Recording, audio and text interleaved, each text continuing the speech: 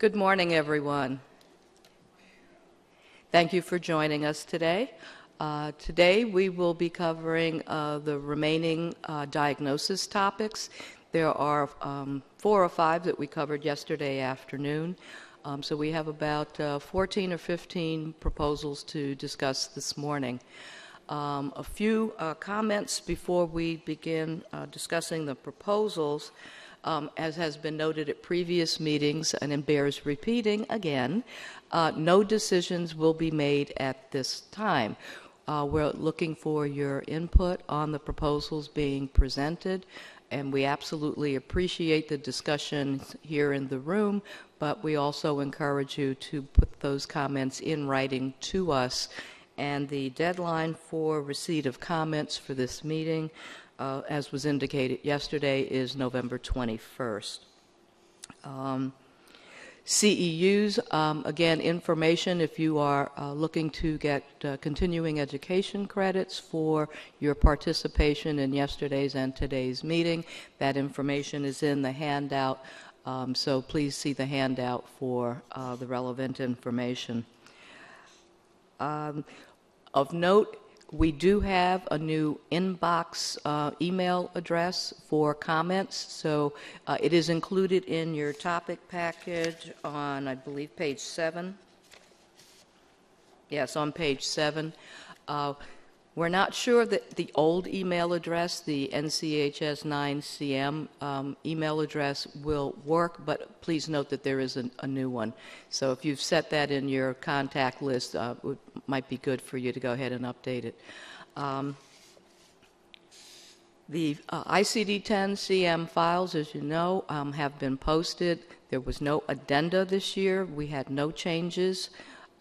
So what was FY14 is now FY15, but there are no changes. So the GEMS files, the descriptor files, the order files, and of course the actual tabular list, alphabetic index, etc., are posted. And for those who have asked, are we going to have updated ICD-10 CM guidelines? The answer is yes, and we're hoping to get those up by the end of this week. So look for that. And again, these are changes that obviously aren't related to any code changes because there were none. Because of the number of topics we have, I'm now going to turn the podium over to Dr. David Berglund, who will present our first topic. David?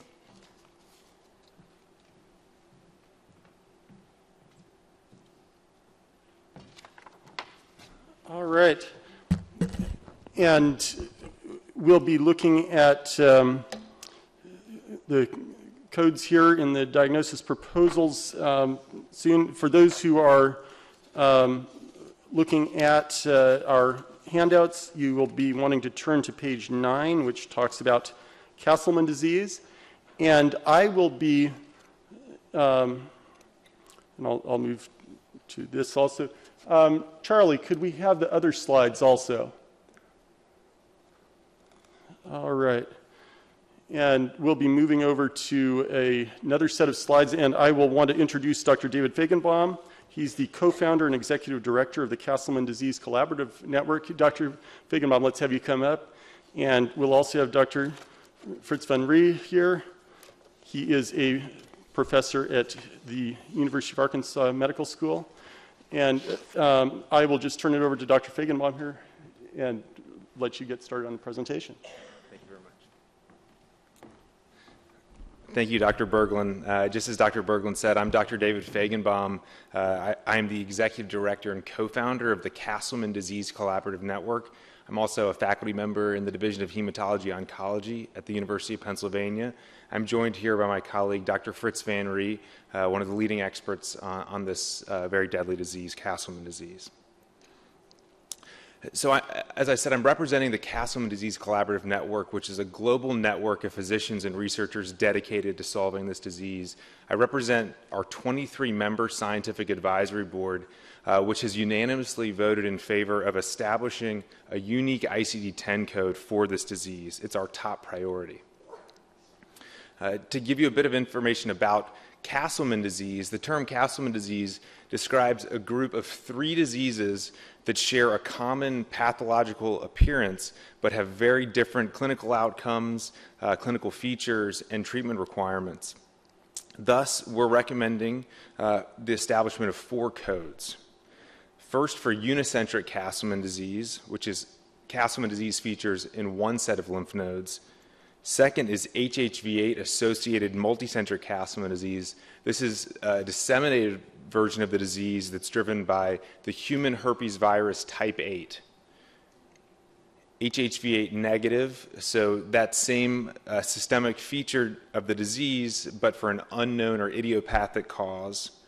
And then a 4th subcode, Castleman disease unspecified, for those times when a physician has not gone through the proper steps to make the appropriate diagnosis. To date, incorrect classification has led to delays in diagnosis, inappropriate therapies, and without these inappropriate therapies, we even can assume that this could result in very bad outcomes for patients. So I mentioned the Castleman Disease Collaborative Network and our scientific advisory board of the 23 top experts around the globe, and we propose this 4-part code, as I said. And this is based on a code that already exists in ICD-10 for Langerhans cell histiocytosis, for instance. We believe this new code will facilitate faster and more accurate diagnoses. It will facilitate access to effective and life-saving therapies, generate real-world data to help us to better understand the epidemiology and clinical features of the disease, and finally, improve patient care, because this will help to encourage physicians to subclassify the disease, which is extremely important to get patients the correct therapy. So during my talk over the next 7 or 8 minutes, I'm going to go through the following 4 sections. So a bit more about Castleman disease. As I mentioned, the term Castleman disease refers to a set of features that you see in the lymph node. It's named after a physician named Benjamin Castleman, but these features can be seen in 3 different diseases. So Castleman disease really refers to 3 separate diseases: unicentric Castleman disease, HHV8-associated multicentric Castleman disease, and then idiopathic Castleman disease. So for unicentric Castleman disease, this is where you have enlargement in one set of lymph nodes, and treatment involves surgical excision, and it is completely curative when you excise those lymph nodes. The more deadly and more serious variant or disease is multicentric Castleman disease. This is a disease where the immune system becomes activated and releases chemicals called cytokines. These cytokines cause proliferation of your immune cells, lymphocytes, and result in multiple organ system dysfunction. So liver, kidney, even bone marrow shutdown. And to think about this just on from a clinical perspective, Castleman disease patients, multicentric Castleman disease patients, on one end of the spectrum can appear like a patient with mono, whereas in the more severe cases, these patients can appear like a patient with severe sepsis and require intensive care unit care. As I mentioned, there's 2 forms of multicentric Castleman disease. There's the MCD that's driven by the human herpes virus 8, and that's actually what causes the immune system activation. That's treated with 2 chemotherapy drugs, rituximab and etoposide, and actually is fairly effective in the disease. Human herpes virus 8 associated Castleman disease is found typically in patients who are immunosuppressed and often have the HIV virus infection. The other group, which is HHV8 negative MCD, is an idiopathic disease. It's unclear what's driving this systemic illness, and it requires a different set of therapies than unicentric or HHV8 associated multicentric. Anti-IL-6, a anti-cytokine therapy, has been recently approved and is a new and effective therapy, but oftentimes cytotoxic chemotherapy is required. Unfortunately, this disease has poorer outcomes than the HHV8-associated disease. As I mentioned before, diagnosis is made when you see these particular lymph node features, which again are named after Benjamin Castleman, and you've excluded other diseases that can cause these features. It's essential that physicians do additional testing to further subclassify the disease. Unfortunately, it's a difficult diagnosis to make and can take an extended period of time. So we wanted to present a couple research updates from Dr. Van Ree and I's recent publication in the journal Blood. And these are two, we believe, very important updates in the literature. The first is we've developed a new subclassification system which we built consensus around amongst the global community, where if you look at the image up here, the one on the right, this is the new and much more accurate subclassification system where MCD is broken up based on human herpes virus 8 status. Our second major update from this research article is that the features that you see in Castleman disease, those lymph node features, are actually non-specific to Castleman disease. So you can see these same lymph node features in patients with lupus, in patients with rheumatoid arthritis. So it's extremely important that you rule out these diseases when diagnosing Castleman disease. A bit about epidemiology and the current coding system for Castleman disease. First, the Castleman disease is associated with increased rates of hematologic malignancies and also autoimmune diseases. Numbers vary, and we have seen estimates that there's a prevalence of between 30,000 and 100,000 patients. Dr. Van Ree and I take a more conservative guesstimate for the incidence and prevalence of the disease and estimate around 4,300 new cases per year, and with about a 5 to 8 year survival rate, that puts the disease at maybe a prevalence of 20 to 25,000 cases alive, or prevalence of that many. As I mentioned, the survival rate, there's about a 65% 5-year survival rate amongst the multicentric patients and over a 90% for unicentric.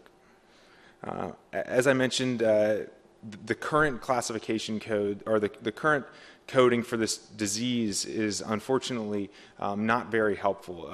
We are included along with a number of other diseases in these codes, so it makes it very, very difficult to correctly classify and specify what this disease is. And this is actually the listing of current ICD-10 codes that multicentric Castleman disease and unicentric could fall under. We're proposing one unique set of codes for Castleman disease. So the proposed coding system, as I mentioned, unanimous approval from our really wonderful scientific advisory board from around the world, is for a 4-part coding system due to the real heterogeneity of the disease and the difficulty of diagnosis, along with the different therapies required for each subcode.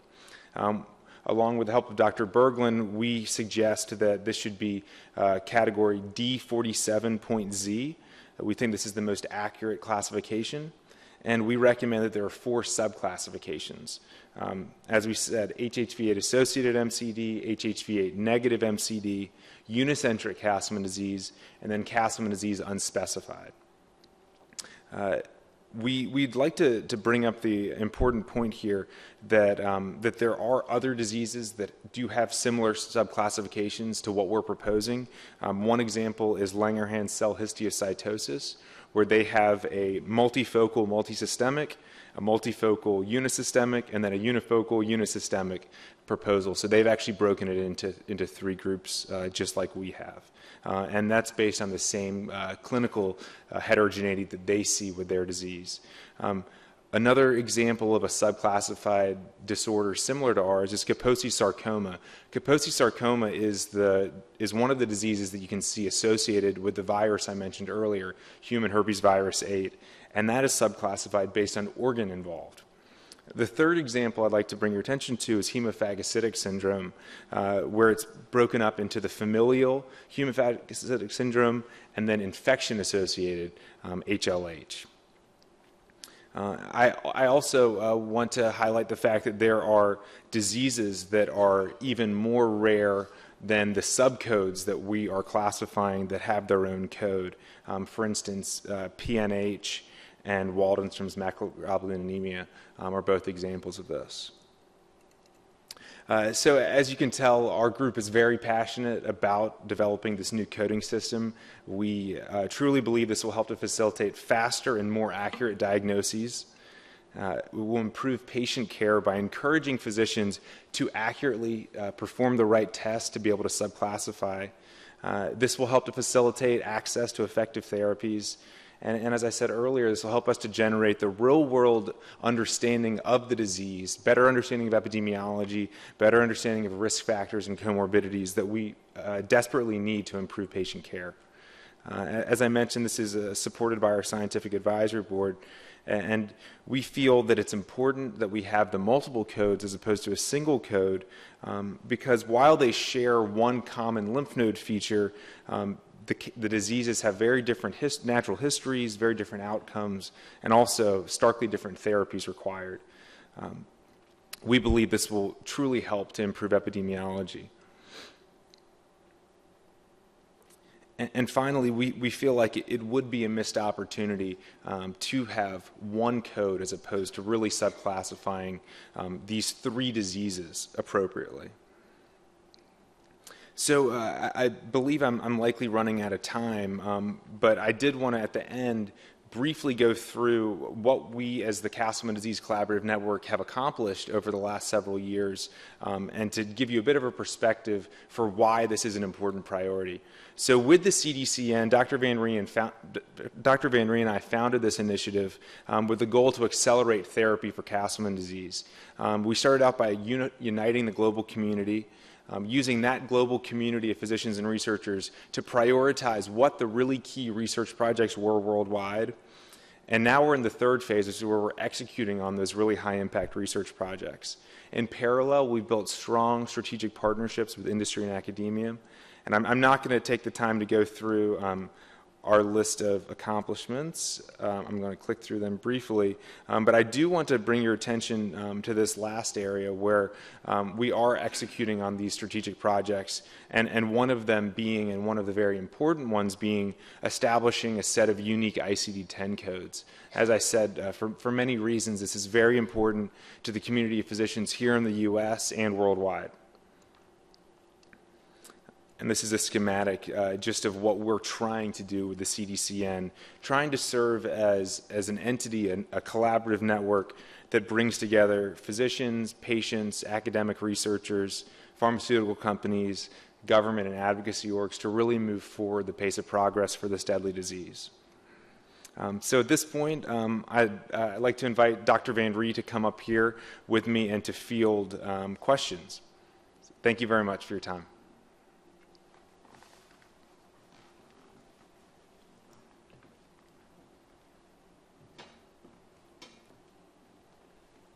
Do we have any questions from the audience? We'll be delighted to answer any queries. Linda Holtzman from Clarity Coding. I just want to be sure that I understand correctly that this is considered a neoplastic disorder then, including the unifocal type is considered neoplastic. The reason I ask is because in ICD-10, Castleman's is classified just to enlargement of lymph node. So I'm not accustomed to thinking of it in terms, well, it's rare, so I'm not accustomed to thinking of it a lot anyway. But, you know, when I have seen it, I was more accustomed to thinking of it in terms of just a non-specific type of disorder that enlarged lymph nodes. So changing it to a classification for neoplastic disorder is, just something we'll have to move along with. But I wanted to be sure that I understood it correctly, that unicentric and multicentric, they're all considered neoplastic. They are not neoplastic disorders. They can transform into neoplastic disorders, but it is not a non-specific lymph node disease. These are very distinct, well-recognized syndromes which require different therapy.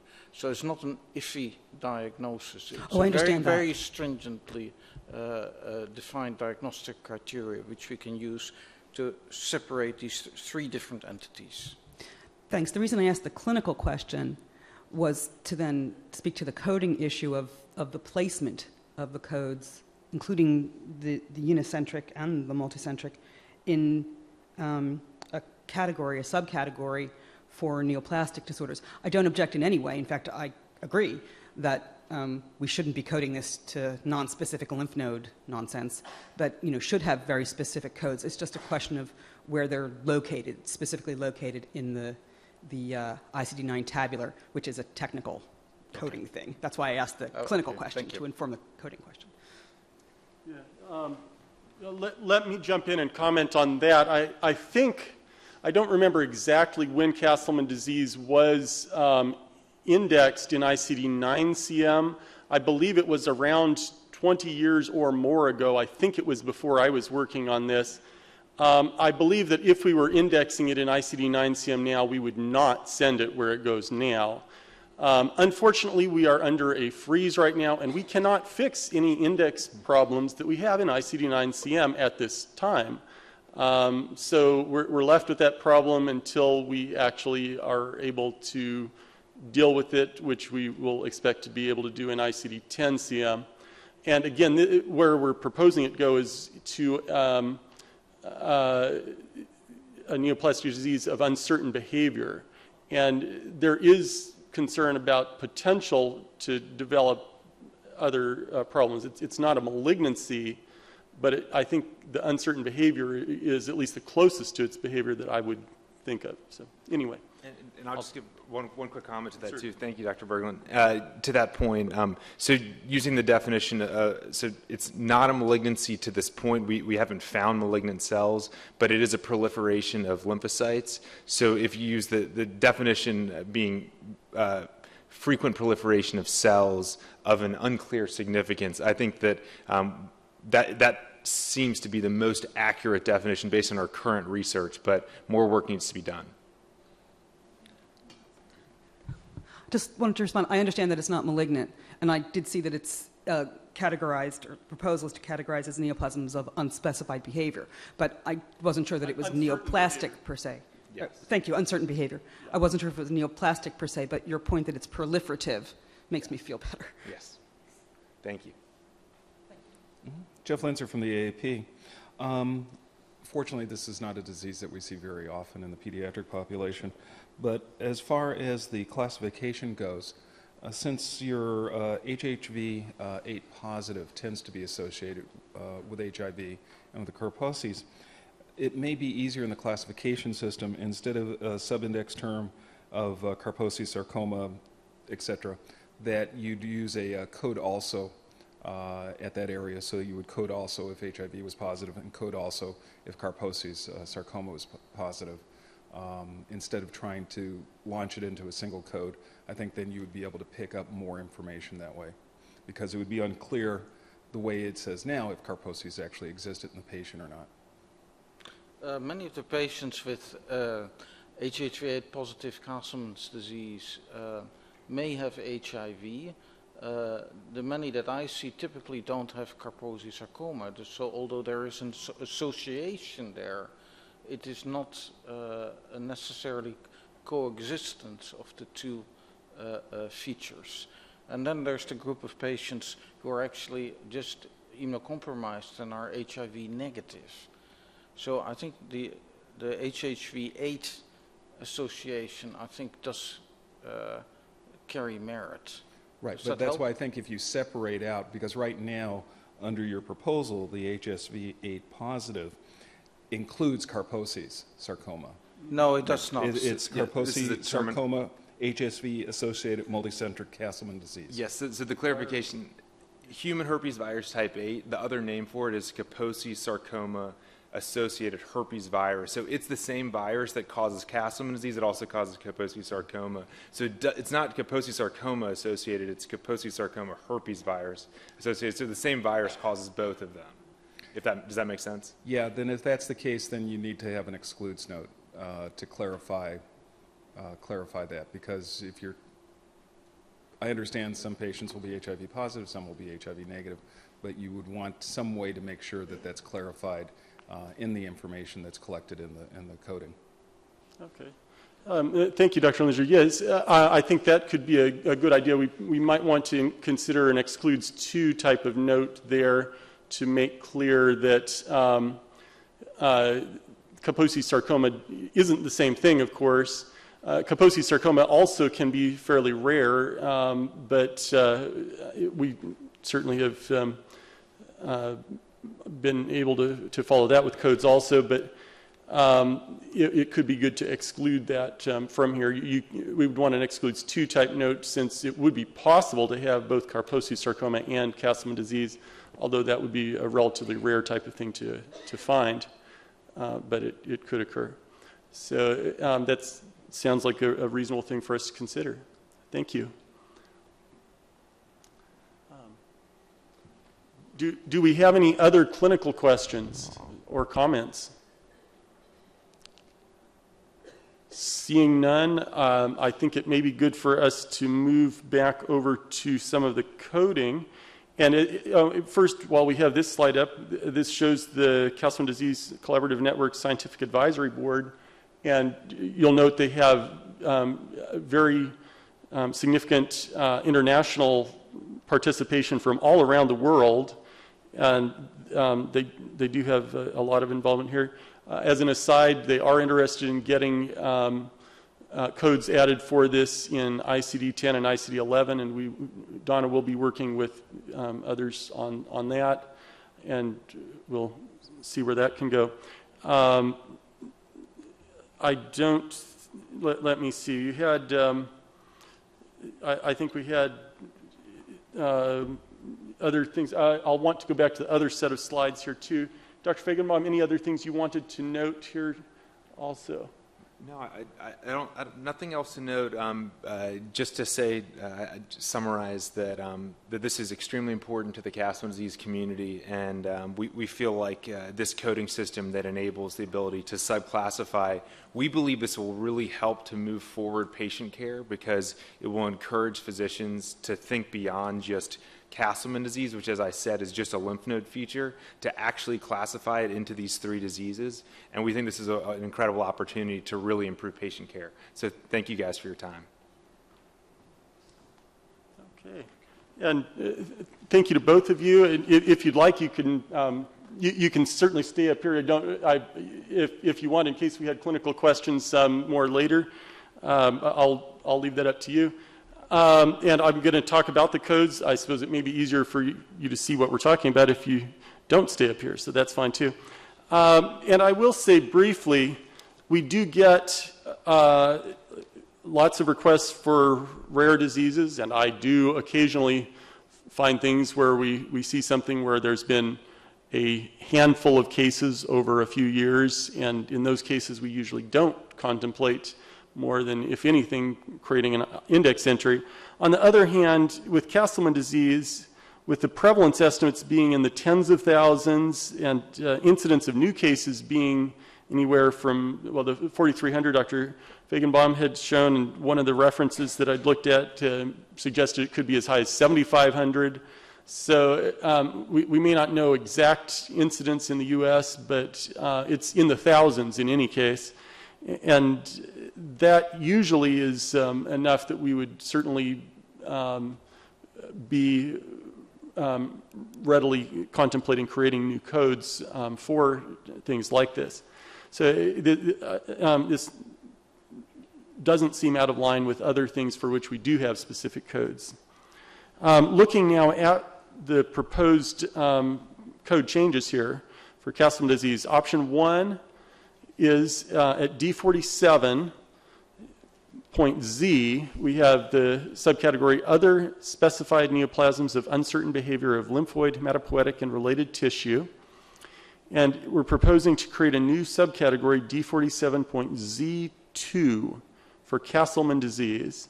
And we would have their new codes, D47.Z21 for unicentric Castleman disease, a new code D47.Z22 for HHV8 associated multicentric Castleman disease, and we would also have terms for human herpes virus 8 associated, spelling out the HHV8, and also for Kaposi sarcoma herpes virus associated multicentric Castleman disease, or KSHV associated. And again, KSHV or Kaposi sarcoma herpes virus is another name for the same herpes virus, human herpes virus 8. As Dr. Linzer suggested, I think it could be reasonable for us to add an excludes note, an excludes 2 type note for this code the D47.Z22 that would go to Kaposi sarcoma to make clear that this does not include Kaposi sarcoma, and you would use a different code for that if you had both of them. And alternatively, also, we might want to make an excludes note for this from Kaposi's sarcoma, because if you have Castleman disease due to the Kaposi sarcoma herpes virus, then you would want to use this. And I will additionally comment that if you recall from one of the slides Dr. Feigenbaum showed, while much of this, probably most of it, is associated with HIV, not all cases are, so you can have this in cases that are HIV negative also. Going on, I will also note we're proposing a new code D47.Z23 for HHV8 negative multicentric Castleman disease, and this would have an inclusion term for idiopathic multicentric Castleman disease. And finally, we would also propose a new code D47.Z29 for Castleman disease unspecified. Now, as an alternative, it is also proposed that another way of doing this would, at the same subcategory, D47.Z, we could create a single new code, D47.Z2, for Castleman disease. We could there also then create a code also note, if applicable, human herpes virus 8 infection to B10.89. And I'll note that B10.89, while it's not obviously specific for human herpes virus 8 infection, it is an other human herpes virus infection.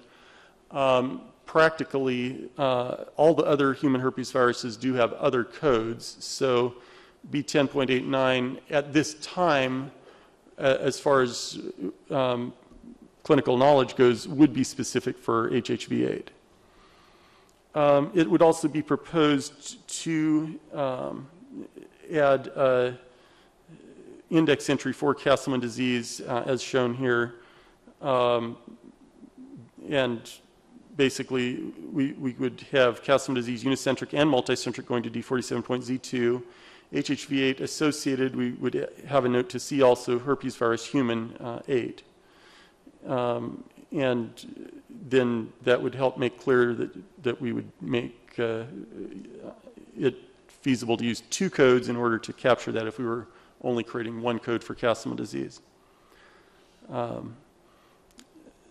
So that covers the two coding options that we're proposing here.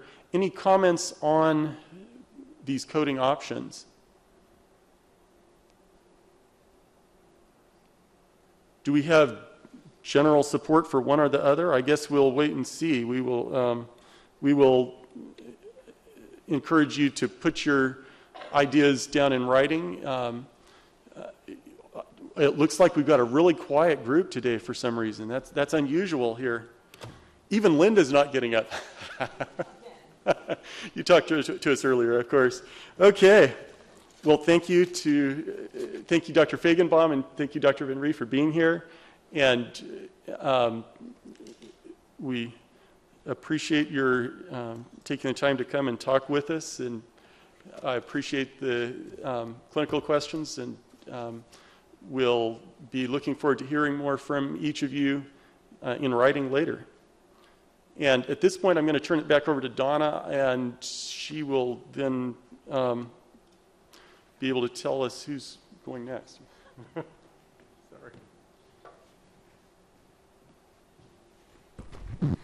Sorry. Our next set of presentations will be led by Shannon McConnell-Lamptey. Shannon?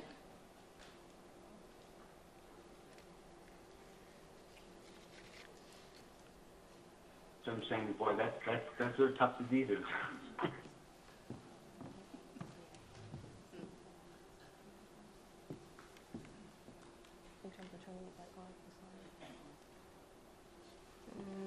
Let's see. No.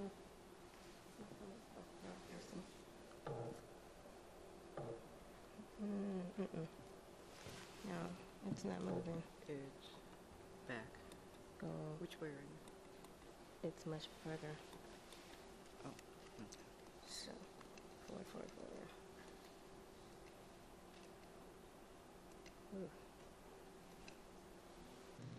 Did you send me a presentation? Oh, no. It's in here. Okay, so all the way down. Just messed. Dental. Okay.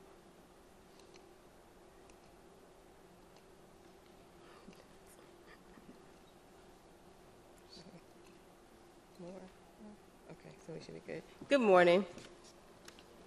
So we're on page 27 in the handout. The topic is dyspareunia. Let's go up one more. Okay. We'll go back in time. A few more slides. Okay. So painful intercourse can occur for a variety of reasons, ranging from structural problems to psychological concerns. The persistent pain or discomfort associated with vaginal penetration is called dyspareunia. The American Urological Association is requesting new codes to align with a joint report on the terminology for female pelvic floor dysfunction, which was published in 2009. The report combined input from two international associations, the International Urogynecological Association and the International Continence Society. This publication has become a guide for standardized language and diagnoses terminology. Now, in the report, dyspareunia is further categorized as superficial and deep. Superficial dyspareunia is described as pain or discomfort on vaginal entry or at the vaginal introitus. Deep dyspareunia is described as pain or discomfort on deeper penetration. So AUA is requesting the following new codes to identify the types of dyspareunia that are not currently represented in ICD-10 CM. AUA has informed us that these unique codes are important not only for population studies and research, but as the underlying etiology and treatment of each unique condition may differ. We're proposing tabular modifications at category N94 at code N94.1 dyspareunia. We're proposing to add the following new 4 codes. 1, N94.10 for unspecified dyspareunia. The second, N94.11 for superficial dyspareunia. Third requested code is N94.12 for deep dyspareunia. And the fourth proposed code, N94.19, other specified dyspareunia. Do we have any clinical questions or coding questions? We do have a representative from AUA here, Stephanie Stinchcomb, if we have any clinical questions. One, yes, sir.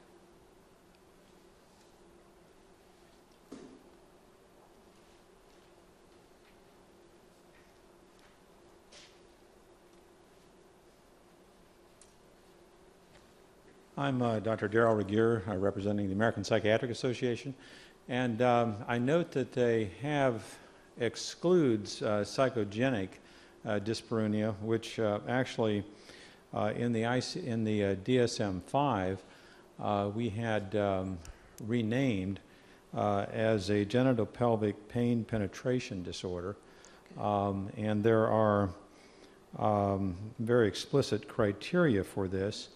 In terms of clinical history and the like, and it's not clear exactly what the interaction is between this N94 code and the, it's not psychogenic. I mean, it's basically, there's pain and the like that is associated with penetration there. And I just think it would be helpful to have some clarification on the difference between a code that would go to the N94 versus the F52.6 code.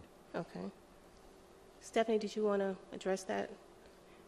A little via, okay. We have Dr. Rubenstein on the line, so I think. Are you putting the phone up to the microphone? You are there. Oh. Well, Introduce yourself. I'm Jonathan Rubenstein. I've worked with the American Urological Association, the Coding and Reimbursement Committee. I've been at this meeting several times. I'm sorry I just couldn't make it down there today, but I've been listening in. I think it brings up an excellent question about where to put patients, on whether to use an F52 code or an N94 code. I think, however, ultimately, I don't know if there's any specific criteria that can, put person to one or the other, except based upon the clinician's judgment. I would say if the clinician actually truly feels that the pain itself has to do with the actual intercourse itself, I think usually an N94 code seems most appropriate. If we don't see a physiologic cause of that pain, then an F52 code may be more appropriate. But I really truly believe that would be in the eyes of the clinician to try and make that determination rather than anything that we can write on ICD-10, which can necessarily guide the clinician to try and make their own clinical determination. Thank you. Does that answer the question? So basically, you're suggesting that in order to make this urological diagnosis, you would expect some structural abnormality or some inflammation or other evidence of specific tissue pathology as opposed to simply the report of pain. I think that sounds very reasonable, or at least one would look for the possibility of a structural problem, such as a loss of estrogen that can affect the introitus, that can affect the deep structures, to see if there is a abnormality with a deep structure, to see what further workup might need to be done to help treat patients in this condition. But I think the most important point of just trying to subclassify isn't necessarily to determine whether N94 and N52 should exist or where to differentiate, but if you are looking to put somebody into an N94 code, that if you are more specific, whether superficial or deep, you may be looking at different underlying etiologies. I think that was the most important point of subclassifying the already existing N94.1 code into the more specific codes that'll just help with population studies and help work up for possible underlying etiologies. Okay. Anything else, Dr. Okay. Thank you, Stephanie. Linda? I just want to comment from a coding structure, the perspective of just a coding structure. The physician would have to specifically say it's psychogenic, would have to document that it's psychogenic, whereas if the physician just writes dyspareunia, right, dyspareunia, Mm-hmm. then that would go to N94. You wouldn't code it to the F52 unless the physician specifically wrote that I have diagnosed this as psychogenic. So it would stay in the N94. Also, the exclusion note has been there. It exists right now. So to remove that exclusion note, that would, it can be done, but that's like a separate step. That's not being proposed now. It's there now. Yes. Thank you. Yes. Any other questions? Okay. All right. Anything else? Okay. All right. So let's go to the next page, 28 in the topic package.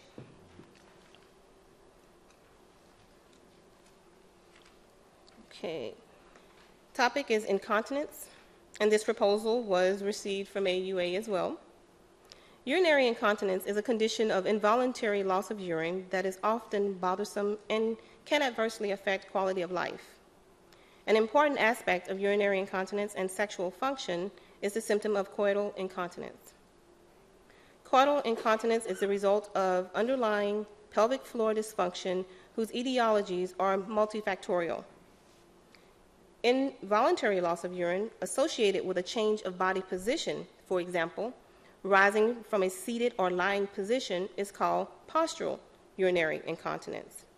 And again, from the joint report that was done by the two international associations, IUGA and ICS, which is now used as the public guide for the organizations in their standardized language and diagnoses terminology, AUA is requesting the following new codes to be consistent with that report and terminology, and to uniquely identify the types of incontinence that are not currently represented in ICD-10 CM. We are proposing the following tabular modifications. At subcategory N39.4, other specified urinary incontinence, we would like to propose adding an inclusion term under N39.42 to read insensible urinary incontinence.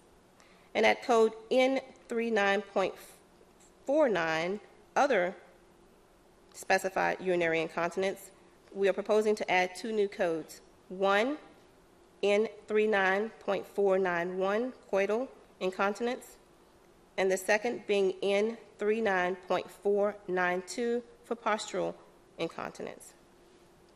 Do we have any questions?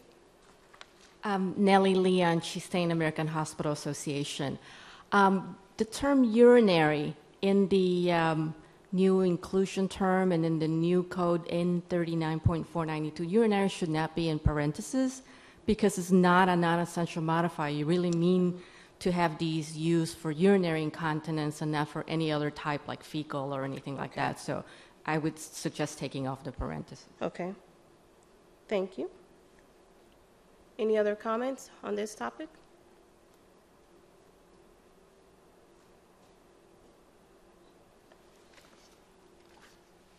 Okay. Jeff Linzer, AAP. I'm curious how this might be applied or misapplied for a child who's late in developing toilet training, and if this, how this could be misinterpreted. Stephanie, Someone who is late in toilet training, there are codes for enuresis, at night, but I don't think that a delayed in toilet training is a true incontinence. These codes, I don't see a misapplication, whereas incontinence is true involuntary loss of urine, not just a delay in achieving continence as a child. I believe that there may be a code in the pediatric section which says that, but I also don't think that's a pathologic diagnosis, is someone who just hasn't achieved toilet training yet, although I would have to look that up. As a practicing urologist, I don't see that this would be misinterpreted for a pediatric patient who has not yet achieved continence yet, because this is truly, incontinence is truly involuntary loss of urine where there should not be involuntary loss of urine. I think that's just the basic definition of urinary incontinence. thank you. And we will just make sure that from the pediatric chapter that there's not something there that's slightly overlapping, Dr. Linzer. Thank you. Yes.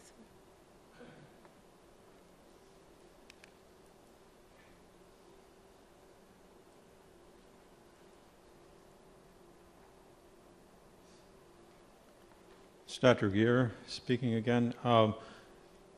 With regard to the pediatric application here, there is a code F98.0, which is enuresis. And I guess the question is whether or not you should have an exclusion code there so that you don't have this misapplication of this new code when in fact you have repeated voiding of urine into bed or clothes, whether involuntary or intentional. And then there's very explicit criteria in the DSM-5 definition of enuresis that would be, includes nocturnal only, diurnal only, nocturnal and diurnal, and so forth. So there's it is a significant pediatric condition, so you might want to consider having an exclusion there. Definitely, we will definitely take a look at that.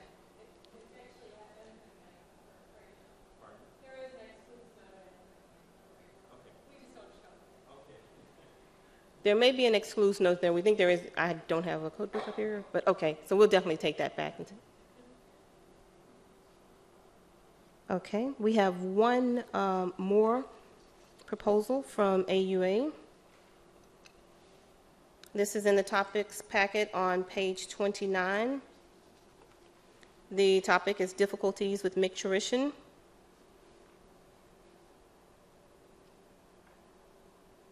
Voiding dysfunction is a condition in which the bladder is not able to empty properly.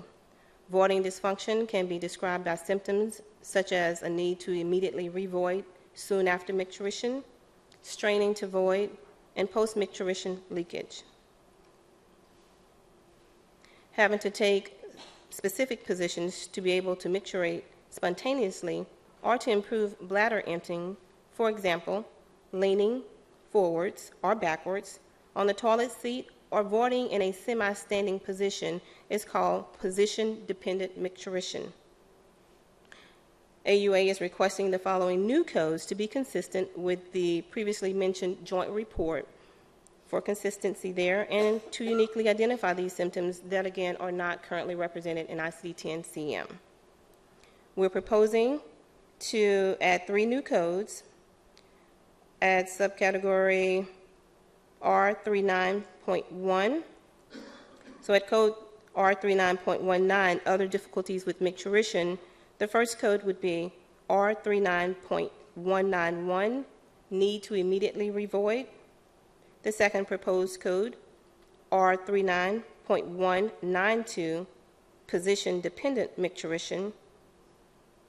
And the last, R39.198, other difficulties with micturition. Any clinical questions or coding questions, comments?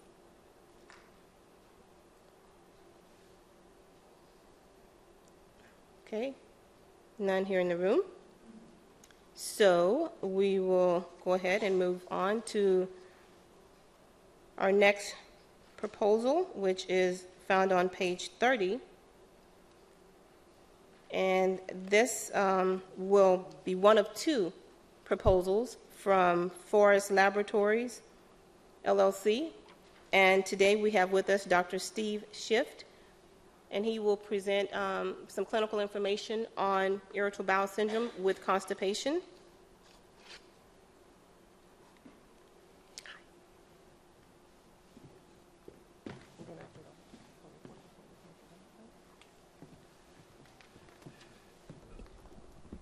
Thank you, and thank you for the opportunity to present today. Irritable bowel syndrome is a chronic functional gastrointestinal disorder, or FGID, characterized by abdominal pain or abdominal discomfort associated with altered bowel habits. Overall, IBS affects approximately 7 to 15% of the population in North America. Symptoms of IBS are among the top 10 reasons patients visit their primary care physicians. IBS is classified into subtypes based on predominant alteration in stool form. IBS with constipation, or IBS-C, IBS with diarrhea, or IBS-D, mixed IBS, or IBS-M, and unsubtyped IBS, or IBS-U. The Rome-3 diagnostic criteria, developed by the Rome Foundation, are considered the current gold standards in diagnosing IBS and characterizing them into symptom-based subtypes. According to the Rome-3 criteria, IBS is defined as recurrent abdominal pain or discomfort for at least 3 days per month in the last 3 months associated with 2 or more of the following symptoms: improvement of the pain and discomfort with defecation, or the onset of pain or discomfort that's associated with a change either in the stool frequency or the stool form.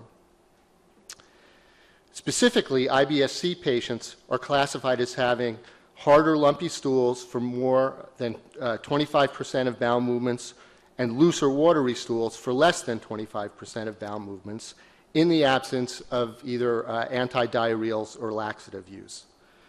IBS-C is estimated to affect 4.3% to 5.2% of the adult population in the United States. In addition, the FDA has approved prescription drugs for the treatment of IBS-D and IBS-C. These drugs include Olocitron or Lotrenex, which was approved for IBS-D in 2000, Lubiprostone or Amitiza, which was approved for IBS-C in 2008, and linaclotide or Linzess, which was approved for IBS-C in 2012. There are also several new compounds that are being developed that targets these specific indications as well. Aligned with the goal of ICD-10, implementation to achieve greater specificity and clinical detail, Forest Laboratories proposes to create a specific ICD-10 CM code for IBS-C as well as a code for IBS-Other. Adding a specific code for IBS-C and another category for IBS-Other would ensure that the ICD-10 CM codes categorize IBS patients without diarrhea into specific subtypes that are consistent with current Rome Foundation guidelines for diagnostic criteria of IBS. Additionally, these proposed codes align with the FDA guidance to industry for IBS and regulatory approval precedent for prescription medications for both IBS-C and IBS-D. Given the different symptomatology associated with the different subtypes of IBS, it is critical to identify and distinguish across the subtypes, since diagnostic requirements and treatment options for IBS-D and IBS-C differ. And in fact, one shouldn't give drugs for IBS-D to a patient with IBS-C and vice versa.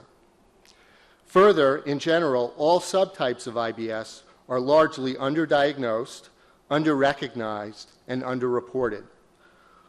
Allowing for more specific designations for these subtypes would promote more accurate disease identification and improved measures of prevalence and disease burden, as well as reinforce and align with the current gold standard diagnostic criteria.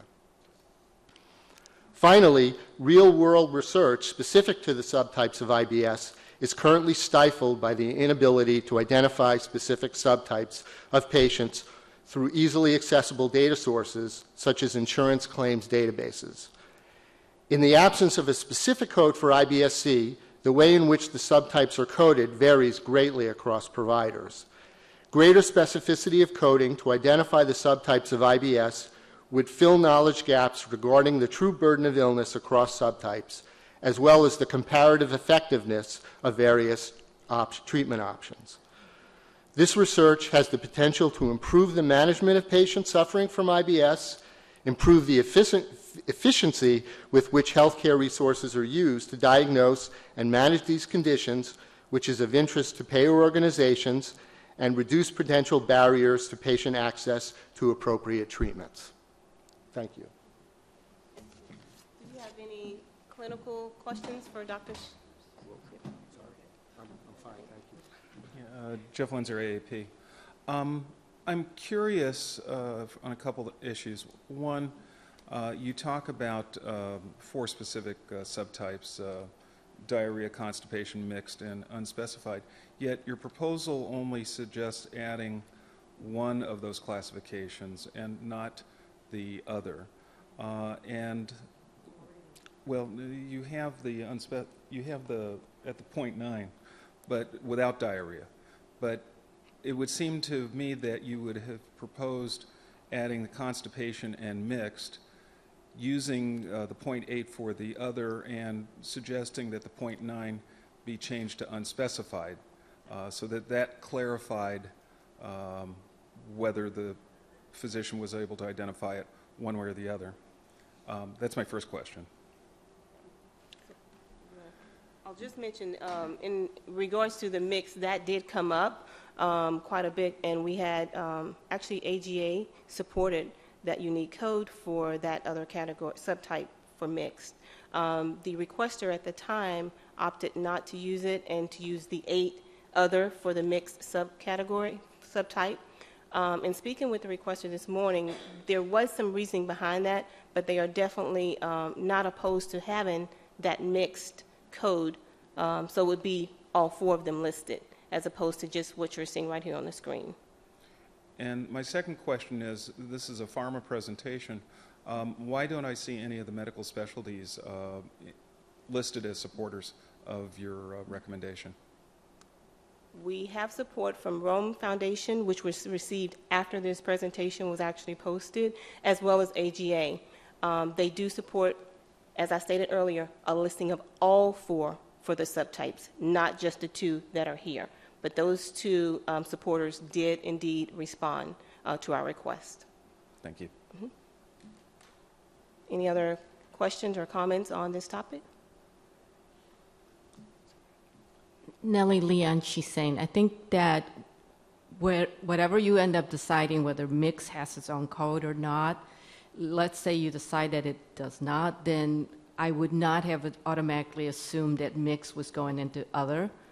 And in fact, I would, if I was just looking at the codes, I would probably prefer having a separate code for mix, because it would be very confusing just looking at other, you don't know what that is.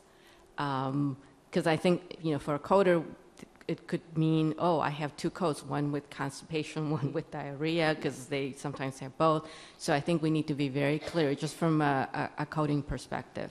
Definitely, thank you. And as stated earlier, we did get the letters, but they were just after we had posted, but they are in support, not for just these 2, but indeed listing out all 4 of those subtypes. So that is what would be going forward. Thank you both. Linda Holtzman, Clarity Coding. I just wanted to follow on with Dr. Lindsay's comment and Nellie's comment. I agree. It's hard to tell from the way that this is displayed, but there's already code K580 for irritable bowel with diarrhea, so that's taken care of. Mm-hmm. You're suggesting or requesting K58.1 for irritable bowel with constipation, okay. And then the K58.8 other, to me, I don't really see a difference between that and K58.9, which we have already, which is irritable bowel without diarrhea. So I think what needs to happen is the K58.8 should be changed to irritable bowel mixed, and then K58.9 should be changed, and I will send this in writing, okay. to just say irritable bowel unspecified. Okay. And I think that would take care of all 4 categories. Right now, I agree with Nellie. I would not be able to tell the difference between K58.8 and K58.9. I wouldn't know which one to use. Which ones? Okay. Thank you. Thank you for the comments. We do have one more proposal from Forest Laboratories, and that's on page 31. The topic is chronic idiopathic constipation, so I'll let Dr. Schiff go ahead and do the clinical portion. Thank you again. So chronic idiopathic constipation, or CIC, which is also synonymous with functional constipation, or FC, and you'll see me rotating back and forth between those 2 terms, is a commonly occurring functional GI disorder. CIC is characterized by infrequent bowel movements, hard or lumpy stools, straining with the bowel movements, and a sensation of incomplete evacuation and after a bowel movement, and affects between 12 and 19% of the U.S. population. Symptom-based criteria, again, developed by the Rome Foundation, again, considered to be the gold standard for diagnosing functional GI disorders, provide a criteria classification, symptom-based, for FC and CIC, and it's a little difficult to project this without slides, how they define chronic constipation, but I'll do my best. They require that patients have, within the last 3 months, or for the last 3 months, with symptoms of onset within at least 6 months of the presentation, at least 2 out of 5 of the following symptoms. And those symptoms are straining with a bowel movement, lumpy or hard stools, manual maneuvers to allow a passage of a bowel movement, and those have to be with at least associated with at least 25% of bowel movements. And in addition, patients can have an additional symptom of fewer than 3 bowel movements per week. And patients with chronic constipation or FC should have only rarely loose stools that's not associated with using a laxative. And also there should be insufficient criteria to make the diagnosis of irritable bowel syndrome, which I presented in the last presentation. The Food and Drug Administration has approved drugs for specific treatment indication of chronic idiopathic constipation. So the FDA uses CIC in the product labels, not the term functional constipation, but again, they're pretty much synonymous. These drugs that have been approved include lubiprostone or Amitiza, which was approved for CIC in women in 2006, and linaclotide or Linzess, which was approved for CIC in adults in 2012. Aligned with the goal of the ICD-10 implementation to achieve greater specificity and clinical detail, Forest Laboratories proposes to create a specific ICD-10 CM code for CIC, the term used by the FDA in labeling, as I said, of approved products for the treatment of CIC or FC, and the term FC, again, is used in the Rome 3 diagnostic criteria, not CIC.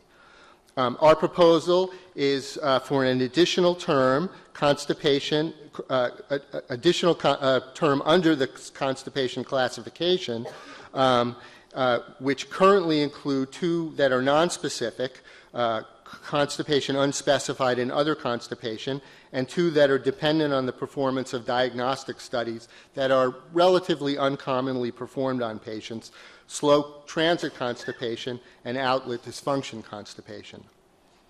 Adding a new specific code for CIC would align with the ICD-10 CM codes with the current Rome Foundation guidelines for diagnostic criteria for functional GI disorders and the FDA regulatory approval precedent for prescription medications for the treatment indication of CIC. Further, in addition, the addition of the term CIC would address the need for an ICD-10 CM code to distinguish between acute constipation, which has transient symptoms, and a chronic state of constipation. Diagnostic requirements and treatment options for acute versus chronic states differ. Episodes of acute or occasional constipation not resulting from an organic cause or a functional GI disorder generally responds to diet, lifestyle modifications, and or short-term medical management, and tend to, of course, because it's acute, resolve quickly. Chronic constipation may require diagnostic testing and perhaps prolonged management of symptoms that may place measurable burden on patients and the healthcare system. Also, chronic constipation is largely underdiagnosed, underrecognized, and underreported. Allowing for more specific designations for these subtypes of constipation would promote more accurate disease identification and improved measures of prevalence and disease burden, as well as reinforce and align with the current gold standard diagnostic criteria. Finally, real-world research efforts to gain better understanding of the chronic state of constipation are currently stifled by the inability to identify patients through easily accessible data sources, such as insurance claims databases. In the absence of a specific code for CIC, the way in which this condition is coded varies greatly among providers. Greater specificity for coding to identify chronic states of constipation would fill knowledge gaps regarding the true burden of illness, as well as comparative effectiveness of various treatment options. As this research has the potential to ultimately improve management of patients suffering from CIC, improve the efficiency with which healthcare resources are used to diagnose and manage these conditions, which is of great interest to payer organizations and could reduce potential barriers to patient access to appropriate treatments. Thank you. Do we have any clinical questions? Okay, so we are proposing at category K, 59.0 constipation, to add a new code, K 59.04, for chronic idiopathic constipation. And this was, again, supported by AGA. No other? Oh. A technical comment. You say that CIC, chronic idiopathic constipation, is also known as functional constipation. So do we need an inclusion note on K5904 for functional constipation?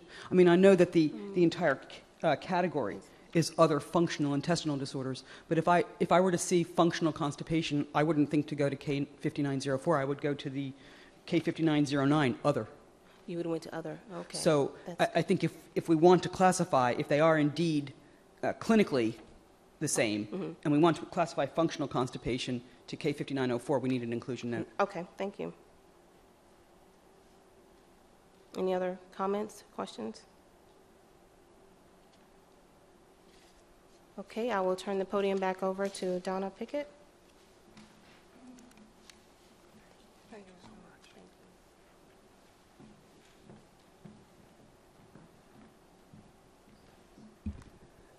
I will now have Beth Fisher come to the podium, who will present the, is she here? Okay, cancel that. Okay, we will now have Cheryl Bullock come to the podium for the presentation of the next issue.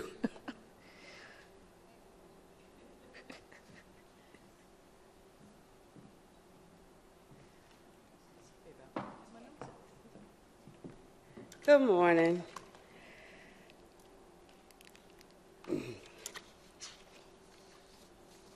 Okay, our next proposal is observation and evaluation of newborns for suspected conditions ruled out.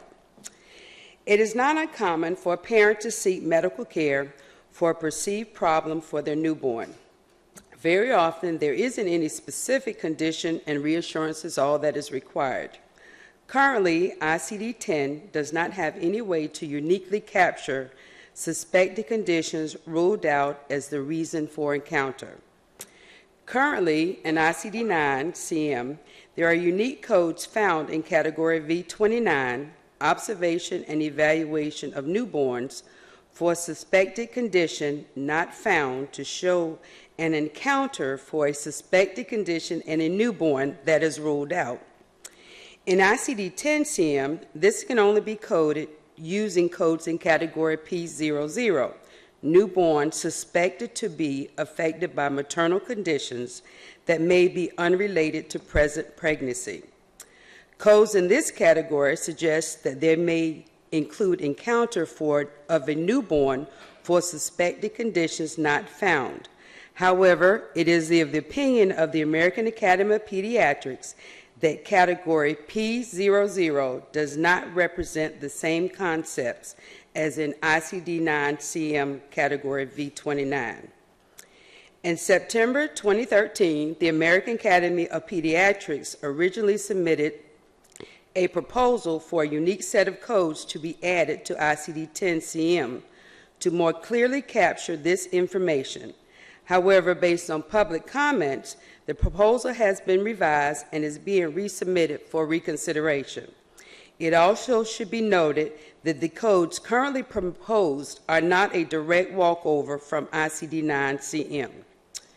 The revisions noted in this proposal are that the code note under code category P00 has remained the same. The excludes note previously presented as an excludes 1 has been changed to an excludes 2.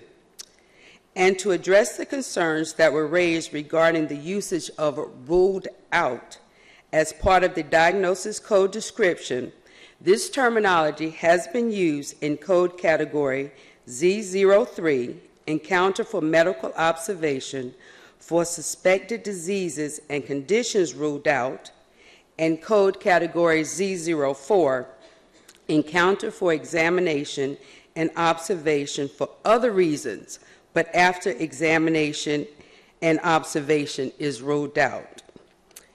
For the tabular modifications for category P00, we will be adding an excludes to note the excludes to note would be encounter for observation of newborn for suspected diseases and conditions ruled out, Z05-.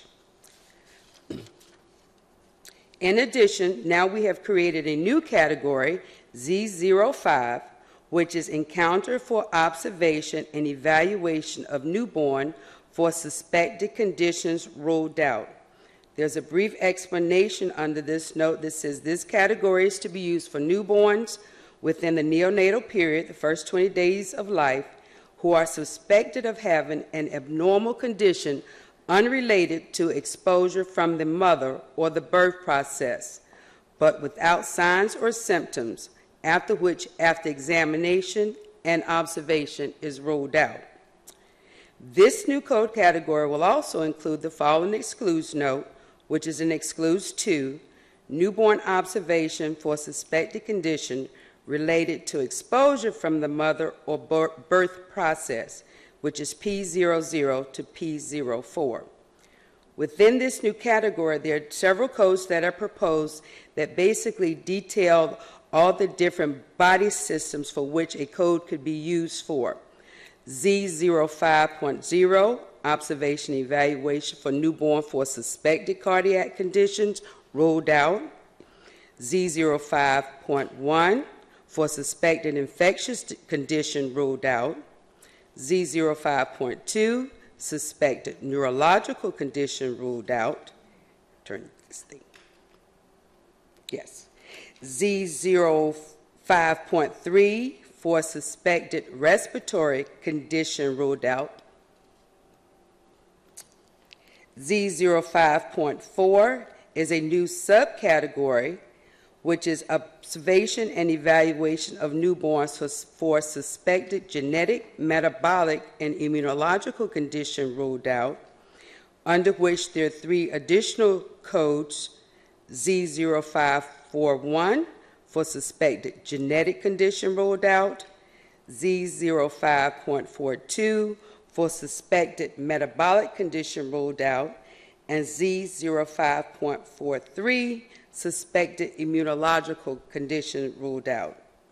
Additional new codes proposed: Z05.5, observation and evaluation of a newborn for suspected gastrointestinal condition, ruled out.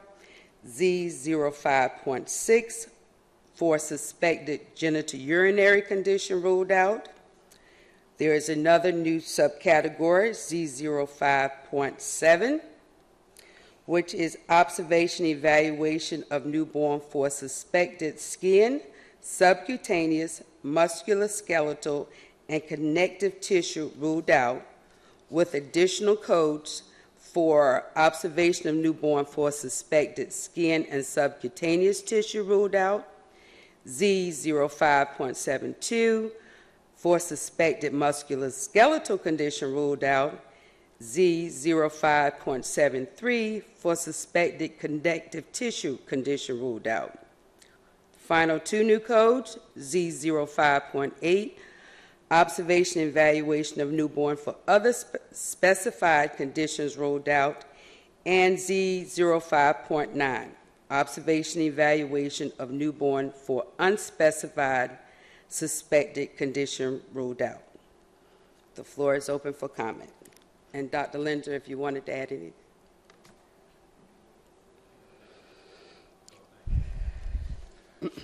So apparently, just as orange is the new black, ruled out is the new not found. So my understanding was there had been some concern in the past about using the term ruled out, but this is a term that is already commonly used in the code system at the 03 and 04 category, so that is nothing particularly new. What we found was that the P00 was not extensive enough and certainly didn't show the situations where a newborn child may be brought to medical attention.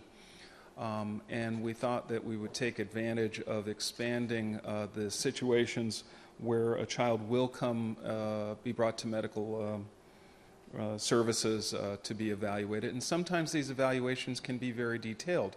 So for example, if there was a concern for a genetic condition, that's usually going to involve a geneticist and some type of karyotyping looking for a gene condition, to the mundane where the parent brings in the child because they're concerned that they're vomiting and having diarrhea, and it's normal spit up and normal CD stools from breast milk.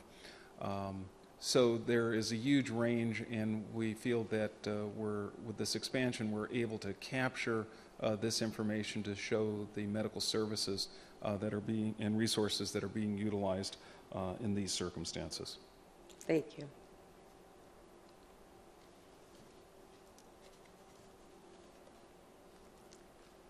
Nellie Leon, she's saying I was one of those people that didn't like the P00 changes. And forgive me if this is a little repetitive, but I know that we've had some proposals in the past to revise the P00 and the notes that went along with it. And so right now I'm not remembering what was proposed at that time, but of course, since none of it has been implemented, I'm kind of going off of what's in the code book today. So the way I see this proposal, I think it's needed, but I still have some concerns because I don't see that it's revising anything in the P00 note. And my concern with the note and that whole range of P00 to P04 was the idea that in the same categories we were classifying babies that actually had a condition, been confirmed perhaps, and also ones that were ruled out. And that was a big no-no for me, in the sense that the code would be telling you, well, the baby might have it, or we thought the baby had it, but now we know that the baby doesn't really have what we thought. Okay, so I thought that a new set of codes was needed to sort of replicate what we have in the ICD-10 CM with the V29. We absolutely know it's something that was being considered, but we know that the baby does not have any signs or symptoms and the condition was ruled out, but it had been a source of concern, and so we have the ability to still identify those cases. But the way this proposal now looks to me, and please, Dr. Linson, correct me if I'm not understanding this right. So I like the idea that Z05 is conditions ruled out, but it looks like it's only for conditions unrelated to exposure from the mother or the birth process. And if it's related to exposure from the mother or birth process, you're back to P00 to P04. So that still does not address the issue of P00 to P04 having conditions that could be present or not. Okay. So what you're saying, you're okay with this as the codes as proposed, but we need to go back and take a look back at the P00. Well, I think there's a bit of a gap, though, Okay. because I would be okay with these codes if they were for newborn suspected condition ruled out, regardless of whether they're related or unrelated to something where the mother was exposed to. And I think he's going to tell me I'm wrong. It's not the first time. You're wrong. No. One of the reasons it was moved from an excludes 1 to an excludes 2 was to kind of capture that information. So if the baby is born to a mother who's group B strep positive and is now taking additional resources in the nursery being evaluated for potential infection or sepsis, that's going to be at the P00 code initially. Then if the child is discharged, has no other signs of the infection, from our perspective, the Z05.1 could be utilized that said, okay, you had the P00, this was the issue concern, but we didn't find anything, and we've ruled out an infection in the newborn. Well, that's the excludes 2, would allow that to occur. Good. That's okay. And so you would see both codes being used for the same encounter, the same, say, hospital inpatient encounter, birth encounter. So you use the P00 or whatever P for the fact that they were in the nursery and there were concerns because of the GBS positive status. But then by the time they were discharged, it was ruled out. So you would also use the Z code. That makes a lot of sense and logic. I'm not sure if that works in ICD, but you're supposed to laugh, Donna. That's how I would personally see it. I think that would apply. But on the same hand, you could have a child who is exposed to a mother with group B strep, who's being evaluated for that, and at the same time they're worried about a cardiac condition. So the Z05 for cardiac condition ruled out would be applicable. So again, that excludes 2 note would allow you to use the P00 for the exposure and to show that there was another condition and it didn't have anything to do with the child. But I don't think that there's really the problem at the P00. I think the Z05 stands alone and really is quite clear on the concept that it's trying to identify, and I think the moving from excludes 1 to excludes 2 helps clarify some of the issues that you're concerned about, Nellie.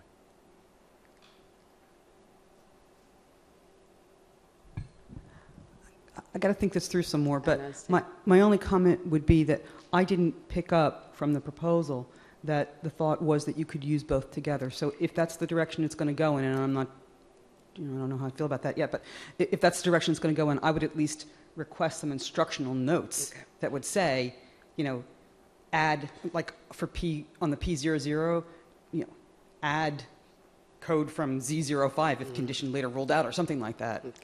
We'll take that back to the table and try to discuss that one. We'll take it a little bit further, to think a little bit further. Any other comments? Questions? Thank you.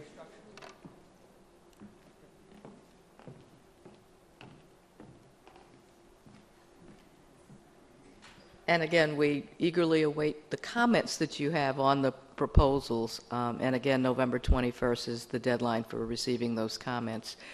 Now, Beth Fisher is going to join us, and she will lead the discussion on the next set of proposals.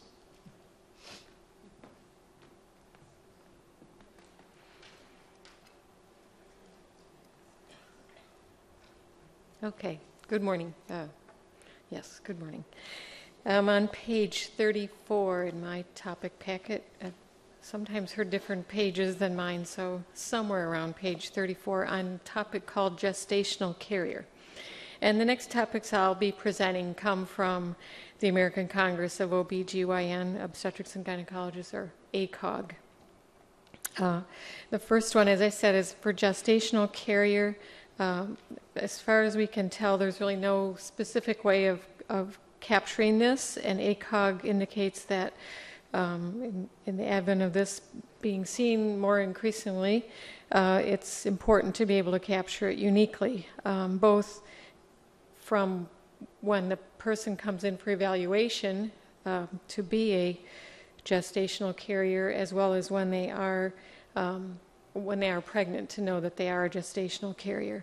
So the codes that are being proposed, as you'll see on the screen as well as on your packet, and I'll get to the excludes note in a moment, but at Z31, to add a code Z31.7 for the encounter for procreative management and counseling for gestational carrier, and exclude 1 there if the patient is pregnant, down to the new code under Z33, which is the category for pregnant state, to add a new code of Z33.3, pregnant state gestational carrier. Now what we would do then is have an excludes 2 note at the 00981, which is the code for supervision of pregnancy resulting from assisted reproductive technology, which these patients usually have to undergo, that have an excludes code for gestational carrier status of Z33.3, and also to add an excludes 1 note under the pregnant state incidental Z33.1, that if they're a gestational carrier, you should use the Z33.3. Do you have any questions or comments about the proposal? Again, I think ACOG feels it's important to be able to uniquely identify patients that are of this status. Okay, no comments in the audience, but you're always welcome to write them down and send them in to us by the deadline. Then we'll move on to the next topic, also from ACOG, on page 35, which is for minimally invasive surgical procedures converted to open. And we heard a little bit yesterday, I think, about minimally invasive procedures, minimally invasive cardiac procedures, I think. This is to more uniquely represent in ICD-10 CM what we currently have in ICD-9 CM under V64.4, which is what originally was just closed surgical procedures converted to open procedures. And then I think in 2003 we expanded that to be specific for certain types of closed procedures, which are laparoscopic, thoracoscopic, and arthroscopic, being converted to open procedures.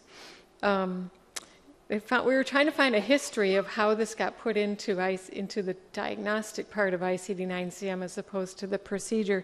And about all we could find from the 1997 discussion was that it was discussed at a CNM meeting, and then comments were received, and then it shows up in the classification for diseases. I don't know if it was a space issue, a structure. We were kind of making those assumptions.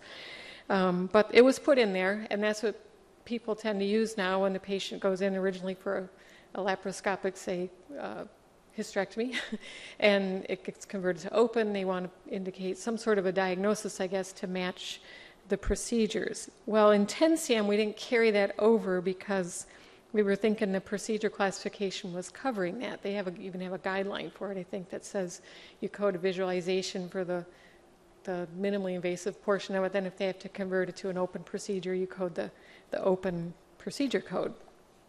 CPT, I'm not really as versed in it, but there's various modifiers that may be able to be applied. But ACOG felt it was still important to be able to have a specific diagnosis that you could match to the procedure codes. So we took a look at it to see if there was a lot of different ways we could do it. And these aren't always, it was pointed out, I think, in that first conversation back in 1996-97 that, these aren't always complications. Sometimes you just get in and you're doing the surgery and there's some reason that you have to convert it to an open procedure, maybe low visualization or extensive scar tissue or other things that aren't really easily captured in a diagnosis code. So what we offer on page 36 and on the slide overhead are a few options. The first option was really to do almost nothing, and that is to say code it with Z5309, which is a code called procedure and treatment not carried out because of other contraindication, and add an inclusion term of condition encountered requiring conversion from a minimally invasive to an open approach. We're trying to steer away from the procedural kind of terminology, but it's kind of hard to do that.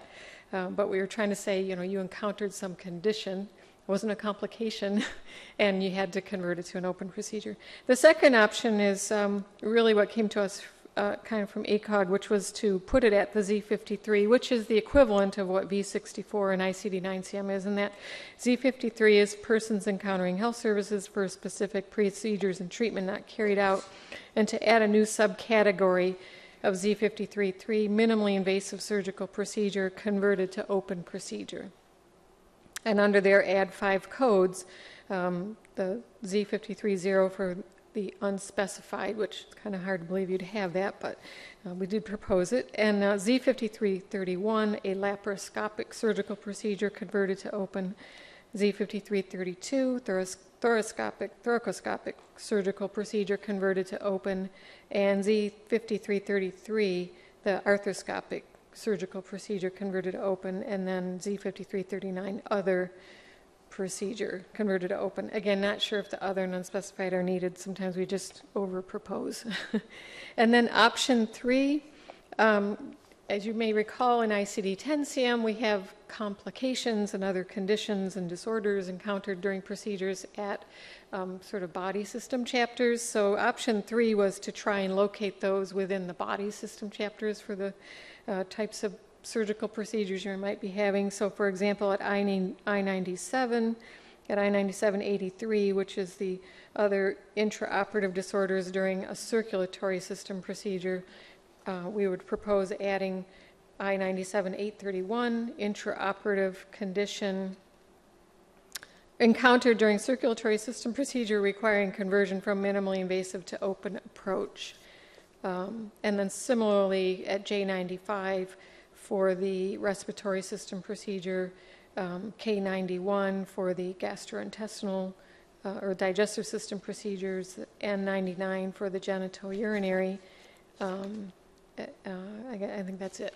So I have 3 approaches, and so I welcome comments on any or all, or a 4th. Of all these, I'm. Would you just mind stating your name? Yes, just when we're listening to this later. Sorry. This is Stephanie. I'm Stephanie Stinchcombe from the AUA. Thank you. I do have to commend ACOG for picking this up because this is one that I didn't pick up at all. And it comes in very handy for insurance companies, especially if they have a certain coverage for a procedure and you have to change over. So this is used frequently in urology. But, you know, option 2 seems to be the best, but the wording is a little strange for me. You know, because if you have a surgical procedure, you would know what procedure you're going to, minimally invasive procedure you would have. So it seems to me that you could have, because for urology, any transurethral procedure is considered minimally invasive. But if you're doing a laparoscopic nephrectomy, that's not minimally invasive. So it's, you know, maybe instead of the unspecified and other specified, you would just have a minimally invasive surgical procedure converted to open instead of an unspecified, because that doesn't make sense. If you know what you're going to do ahead of time, you know what you're doing. And then the other specified code to me as well is, you know, that's confusing to me. I don't know what. Maybe not needed, or yeah, okay. I don't think that one's needed. Okay. And as far as option 3, I think if you kept it to option 2, I think that would be appropriate. And I know someone else might have a comment on that. Okay, thank you for your comments. Nellie Leon, she's saying, I agree with Stephanie that option 2 would be better, especially since we're not trying to convey that something went wrong, that it's a complication, and so you don't really want to put it into a section of J95 and others that would you have intraoperative and post-procedural complications. We know that people that don't necessarily understand these codes kind of data mine for these codes and may sort of latch onto that as, the surgeon did something wrong. So let's just keep it neutral and put it into the option 2, which is closer to what we have in ICD-9. Thank you. Hello? Linda Holtzman, Clarity Coding. I agree with Stephanie and Nellie. I prefer option 2 as well for the exact same reasons. It doesn't imply that anything went wrong. It doesn't imply there's a complication. And also it's a structure that we're familiar with. And we're making so many changes, it's nice to have something that looks familiar. I guess my concern is with the term minimally invasive. I hate that.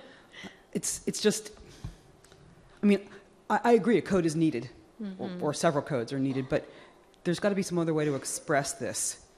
And I wonder if we can make it even, because the term minimally invasive, as Stephanie notes, is so fluid and, you know, depends so much on the specific procedure being performed and each physician's viewpoint of what constitutes minimally invasive, not to mention the fact that what's considered minimally invasive today, 10 years from now, may be considered the standard.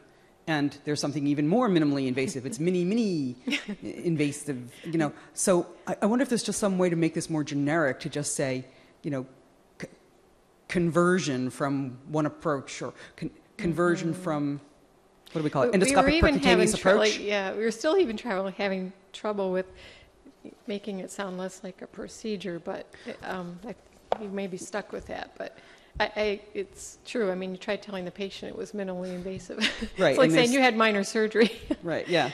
So, yeah, it's interesting, too, because I had a minimally invasive surgery that it was nice that they didn't have to do a sternotomy, but I got a 4-inch scar under my arm. So as far as I'm concerned, that wasn't minimally invasive at all. Right. So although I did appreciate that I don't have, an 8-inch scar Yeah. down my chest. But Sure. anyway, Okay, so I'm just wondering if we can find terminology. some other terminology for this. And also, there are other approaches that can be converted. For example, we see this all the time when somebody goes to the ER with a broken bone and they try to reduce it manually and they can't, so they wind up in the operating room. And I'm always searching for some way to show that they had to make that transition. So that creates a difficulty. And then the last point I wanted to make is, if we do create these diagnosis codes for conversion, does that impact on the procedure side? Because we have the rule now about you code the procedure, the initial procedure that was started, and then you go, inspection or, laparoscopic inspection. of Visualization or whatever. something like that. Yeah. And then you code the procedure that was completed. So just, I don't know whether it does or not, but just to think about whether if you're going to need both. If you have the diagnosis code, do you need the procedure code? Okay. Thank you. All right. Oh, another comment? Yeah. Stephanie Stinchcombe again. Yep. I'm wondering if, instead of saying minimally invasive, I mean, we've got these other, maybe we want to do endoscopic surgical procedure converted to open, or, because in coding for a physician, you report whatever was completed. So that's why it's important that we have this, so that the insurance company knows, well, look, the doctor wanted to start out doing this, but he had to change it because of whatever reason, which would be documented in his medical record. So, I think this one definitely needs a little bit more tweaking because, for us, minimally invasive is an endoscopic procedure. For another specialty, it might be something else. So I think, it really needs to be tweaked a little bit more. Okay. Well, we welcome everyone's suggestions and your comments, wordsmithing if possible. Okay. All right, if we have no more comments on that, we'll move on to page 38, which is third-degree laceration during delivery. Again, from ACOG. And this was through their work with, they have a Women's Health Registry Alliance called Revitalize, working on classification of various conditions. And so this is concerning the classification of third and fourth degree perineal lacerations and trying to advance more robust data collection. Through agreement with the Royal College of Obstetricians and Gynecologists. In a 9cm, ICD-9cm, third degree and fourth degree lacerations are coded at category 6642 and 664.3 respectively. In 10cm, the equivalent diagnoses are at 070.2 for the third degree and 070.3 for the fourth degree. You'll see right up in the topic packet here discussing their classification of these injuries, first, second, third, and fourth degree. And when you get to the third degree, there is a breakout of 3A being less than 50% of external anal sphincter thickness torn, 3B more than 50%, and 3C where both the external and the anal sphincter and the internal anal sphincter are torn. So on page 39 is the proposal to expand 070.2, the third degree perineal laceration during delivery, to reflect those 3A, 3B, and 3C, with a new code of 070.20 for the unspecified, if it's just stated third degree perineal laceration during delivery, the 0.21 for third degree laceration 3A, with the inclusion term telling you the definition, really, the third degree perineal laceration during delivery with less than 50% of external anal sphincter thickness torn, and then the 0.22 for the 3B, third degree laceration, which is the more than 50% external anal sphincter torn, and 0.23, which is the 3C, third degree perineal laceration during delivery, with the, again, the inclusion term of both external anal sphincter and internal anal sphincter being torn. Do we have any comments on this proposal? And I do have, by the way, have someone here from ACOG, Donna Tyler, who, if she can't answer questions here, she'll take them back to her representatives. Thank you. Actually, that was one of my questions, if anyone was here representing ACOG. Yes, she's... Where's Dr. Tyler? Donna. Donna. Coding specialist, like us. Oh, even better. I guess my question is, can we have some kind of indexing or an inclusion note for partial third-degree tear? I've really been running into problems with this for quite some time when physicians just simply document partial third-degree laceration or partial third-degree tear. And there is some confusion in the field as to whether that should be coded as a third degree or as a second degree. And I know there's other ACOG material from Revitalize that says that a partial third degree is in fact a second degree laceration that involves the anal sphincter.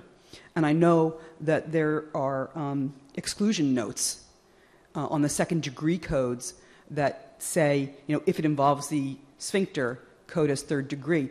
But there's disagreement exactly as to what those exclusion notes mean. There are people that have said to me, well, look, ACOG is defining this as a second degree, and that exclusion note, I'm sure that refers to a full tear.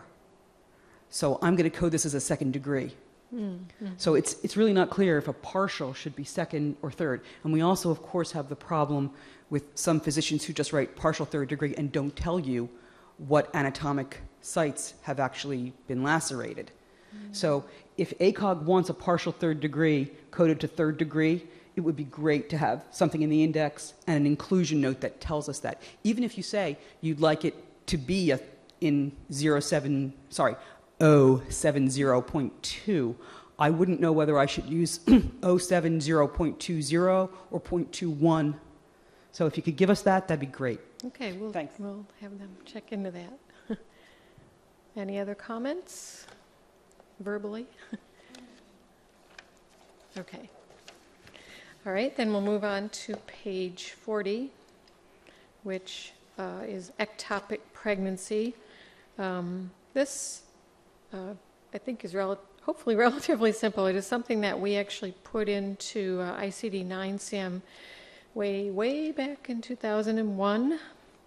Seems like only yesterday, that we expanded to be able to capture these types of ectopic pregnancies with another intrauterine pregnancy or not, and they weren't carried over into 10CM, and we think it was an oversight. It was a time period when we were still, I think, actively developing 10CM, and maybe not, we missed it in the CNM process and didn't carry it over. So ACOG picked up on it and is asking that we recognize this because there is increased incidence with it, especially with the use of assisted reproductive technologies. So it's at the O00 category, ectopic pregnancy, where we have breakouts for abdominal, tubal, ovarian, other ectopic, and unspecified, that it's proposed to expand further to the fifth character level to show those types of pregnancies where there is no corresponding intrauterine pregnancy, and then at the fifth character 1 to indicate that there is also an intrauterine pregnancy. Do we have any comments on that? Hopefully it's straightforward because I think it mimics what's in 9CM. Okay. All right, then we'll move on to page 41, which is contraceptive initial encounter and surveillance codes. And again, from ACOG, proposing new codes for both the initial encounter and for the surveillance, or the revisit, for vaginal ring hormonal contraceptive device and transdermal patch hormonal contraceptive device. And these are methods of contraception that are not uniquely represented in 10CM, but are often the reason for visit. And additionally, they are requesting inclusion terms for barrier contraception, a diaphragm, at the existing subcategory Z30.01 and at Z30.4 for the encounter for surveillance of contraceptives. So you'll see on the screen and in your packet, Z30.01, the encounter for initial prescription of contraceptives, adding the inclusion terms for barrier contraception and diaphragm, and adding, there are some existing codes already at Z30.01 for various types of contraceptives, so this would be adding .015 for the initial prescription of a vaginal ring hormonal contraceptive, and then Z30.016 for the initial prescription of a transdermal patch hormonal contraceptive, and then Z30.4 is the counterpart for the encounter for surveillance of these contraceptives, adding the inclusion terms for barrier contraception and diaphragm, and new codes at Z30.44 for the vaginal ring hormonal contraceptive surveillance, and the Z30.45 for the transdermal patch hormonal contraceptive. Any comments? Quiet. Okay. All right, we'll move on. The next one is for ovarian cyst laterality. You know, when we added laterality to 10cm, it wasn't just a slam dunk that wherever there was two of something, we just created two codes. We tried to consult the various specialty organizations to find out if they were necessary or not. So it seems like recently people are actually now going through, or maybe times have changed, that it's more important now to know laterality. So this proposal seeks to add that for the ovarian cyst codes of the various, you see the N83, that the various breakouts for the types of ovarian cysts. And ACOG feels this is important to know this because different services might be performed on each side depending on the disease process. So without reading every single code that's proposed at N83 for each type of, each subcategory, the follicular, the corpus luteal cyst, other and unspecified, acquired atrophy, they're proposing to add whether it's the right side, the left side, and unspecified. We didn't add bilateral, that was their choice. Sometimes people add that.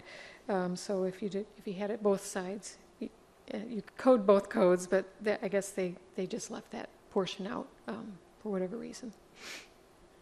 Dr. Linzer. Yeah, actually, I was just talking with my AUA colleague. We would like bilateral added. For example, we will occasionally have a teenager who will have bilateral ovarian torsion. Okay. So as long as you're going this route with laterality, it's not going to lose anything to add bilateral to it. Right, it's not difficult to do. It's just, yeah, a matter of is it necessary, so that's good to hear. Okay. Okay, thank you. Thank you, Stephanie Sinchcombe, AUA, supporting it. All right. Any other comments? Okay. Then we will move on to, lots of codes there. Page 44, supervision of pregnancy with history of ectopic or molar pregnancy. And this ACOG is proposing changes to 009.1, which is the supervision of high-risk pregnancy with history of ectopic or molar pregnancy. They propose to separate out the two conditions represented at this subcategory, since they state that it's totally distinct and require different patient management.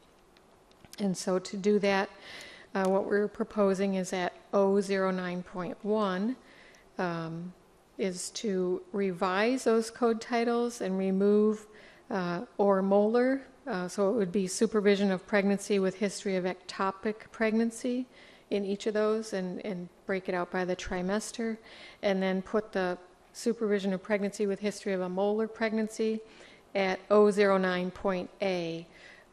Initially, it was looked at maybe we could just rename these titles the way we needed them, but we're going to have possibly a year of data with 009.1, and we hate to reuse code titles that way. So it's moving the molar out of 009.1 and creating its own subcategory of 009.A for that purpose. Any comments or questions?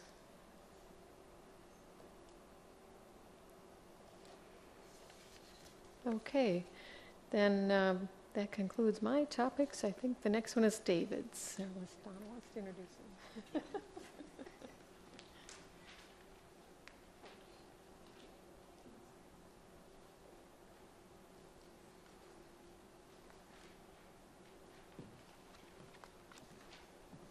All right. And the last topic for today is sarcopenia. And those following along in the topic packets, it could be, let me see, I think it would be 45, although some versions had 44 also. So I believe the one that we were distributing is 45, though.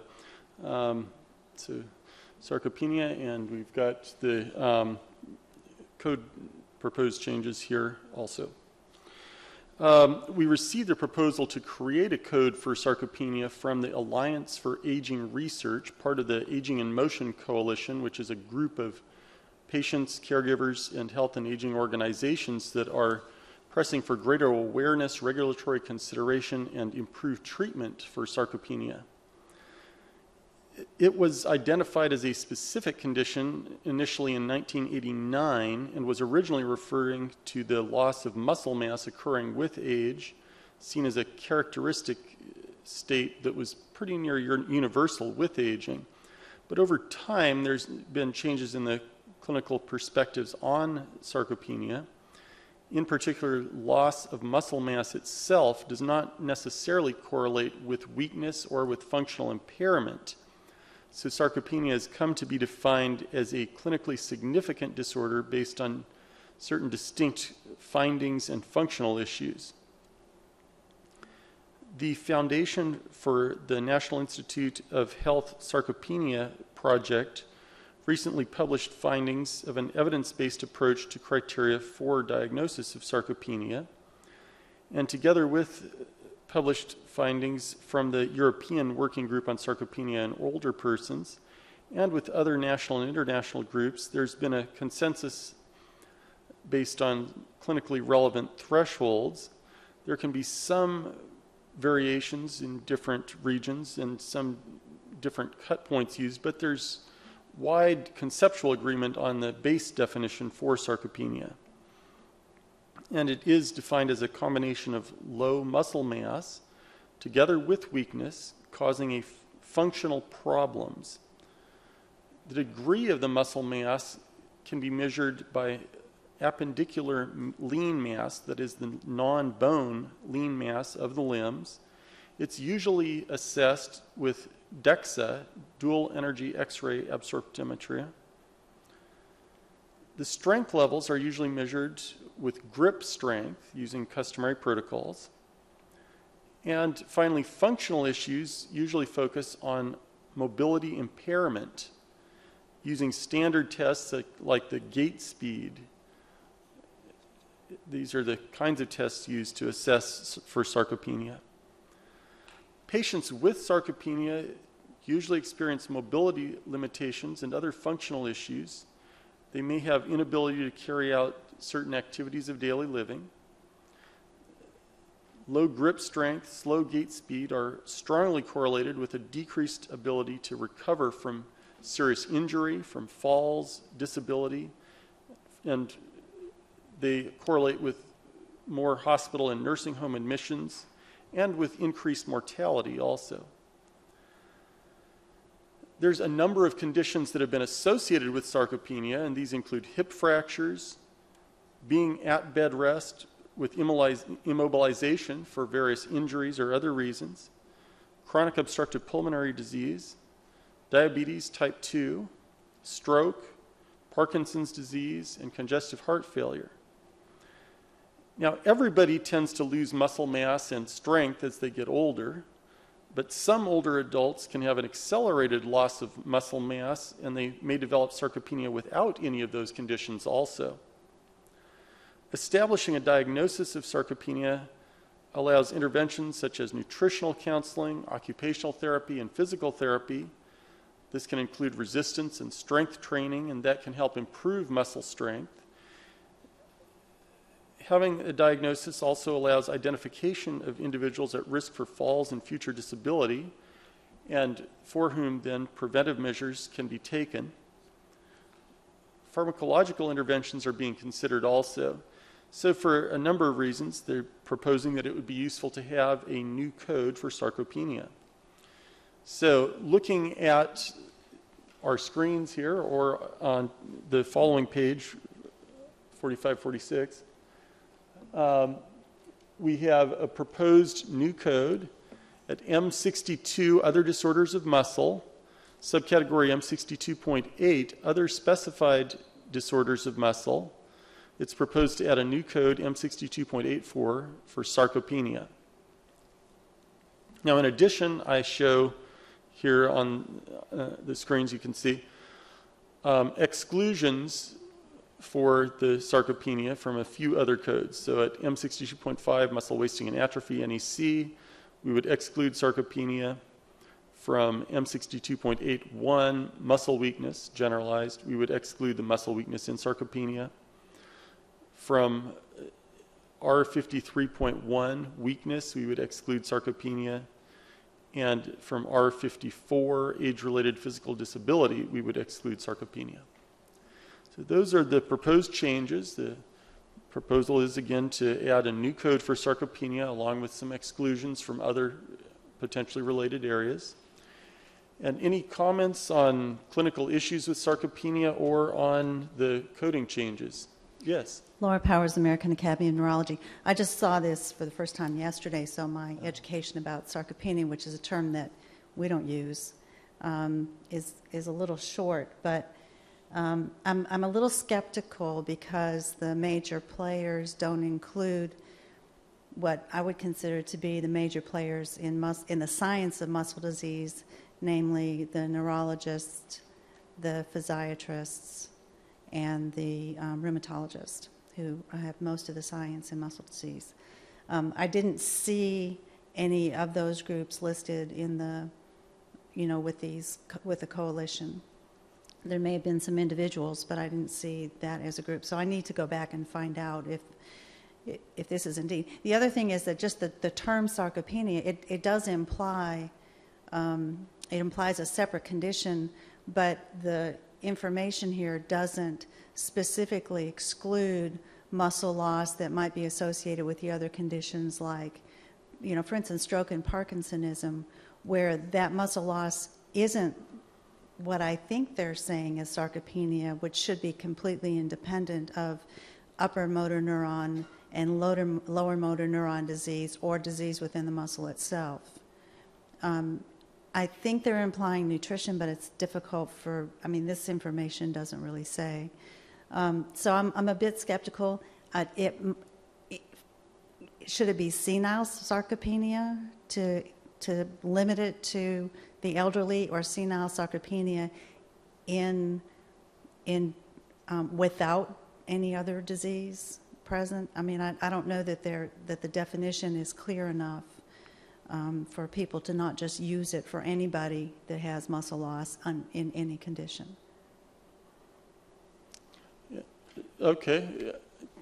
Thank you for that, and certainly it's something for us to consider here. Nellie. Nellie Leon, she's saying, and again, I don't know enough about this, but I get a little nervous now with exclude one notes, that they have to be totally never happening together. So the question is that I guess you could have weakness, malaise, and things related to other conditions, and you could also have sarcopenia at the same time. Is that possible? I don't know. I guess I'm asking from a clinical perspective, because the excludes one node would mean that I would never be able to report those two things together. There certainly can be multiple factors involved with some types of weakness, so that is a concern, and that's something for us to certainly look at and consider whether we would want an excludes one versus the excludes two. Okay. Linda. Linda Holzman, Clarity Coding. I would like to note that I worked on this proposal with the Alliance for Aging, and in fact, they intended to have a clinical expert here, and she'll be here at noon, except we won't. So yeah. So I can't speak to the clinical issues, but the expert is Stephanie Studensky, MD, MPH, and she is with the National Institutes on Aging at the National Institutes of Health. She's with the Baltimore Longitudinal Study on Aging. Sounds impressive, I don't know. Are you Dr. Studensky? Oh, okay. No. But I did want to comment that the the Alliance, it may sound like a marketing group, but really it's not. These are a number of serious papers. Are you Cynthia from the Alliance? You know what? I believe I will cede the floor to Cynthia from the Alliance. That sounds reasonable. And yes, Cynthia, we'll let you go ahead and Hi. So I will preface this by saying that I am not a clinical expert. I'm a vice president of public policy with an organization that leads the coalition called Aging in Motion. So I will not be able to address any of the clinical issues that were recently raised. I would like to point out that the other conditions that were mentioned in the proposal, where there is some question about whether or not sarcopenia can be established as a distinct condition, we were advised that we should look at other ways that that coders would actually be signaled in their medical records to see that the sarcopenia is separate from the actual condition that they're suffering from. And folks who have sarcopenia tend to be older. So that was actually a really interesting point, whether or not this could be limited to senile sarcopenia, certainly worth considering. This population that we're talking about is fairly small. If you all do have the opportunity to look at the supporting papers that we submitted, we're not looking for this code to apply to a large swath of the population or for this to be something that applies to everyone who is elderly. Our main concern is that there are people who suffer from this condition who are more likely to have difficulty recovering from things like hip fracture. And when they have difficulty recovering from hip fracture, it leads to more disability, it leads to more institutionalization, and they are more likely to die from these conditions. And so I just caution folks to actually look at the consensus papers that are emerging. I think when this term first became something that was in the consciousness in the 1980s. There wasn't as much evidence to support this as a distinct condition, but this is emerging and it's emerging rapidly. And I'd really encourage you all, some of the societies that were mentioned, this is really something that's important to the geriatrics community. And the geriatrics community is actually a part of our coalition, but certainly look to the opportunity to look to some of the other professional societies who have an interest in this and ways that we might be able to work together. Okay. And yes, my own relatively brief look at the literature did seem to imply that a lot of the people involved with this are geriatricians. And I'll have to admit, I am not as certain where this would stand as compared with input from neurologists, physiatrists, and rheumatologists, as Dr. Powers noted. So this could be of certainly some interest. Linda, go ahead. Yeah, I just wanted to speak to the coding issue of not using this for everybody with muscle weakness. That was the point of the exclusion notes. Right. As for whether it should be an exclusion 1 or an exclusion 2, we've been going back and forth on that for a long time now. But the main thing is that it would not be used for everybody who has any kind of muscle weakness, because we've given the exclusion notes to indicate that if you have muscle weakness, it just codes to muscle weakness. If it's being characterized as sarcopenia, that's when you would use the code for sarcopenia. And of course, to be characterized as sarcopenia, there have to be the other conditions involved. So. Okay. All right. Well, we'll want to look at that. Says we are looking at this further. Then the issue of where to go with this may seem a little bit less clear than to some people. In any case, we clearly do have a number of clinical experts who do support the idea of having a code for sarcopenia.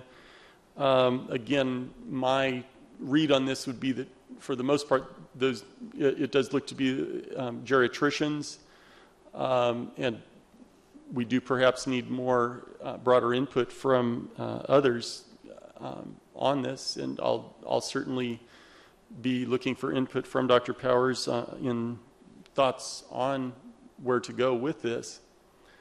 So, any other comments or questions on it? Not at this time, I guess. Okay, that being the case, I will turn things back over to Donna Pickett and let her wrap things up. Thank you. Well, that concludes the diagnosis portion of the meeting. We've finished quite smartly at 11:15.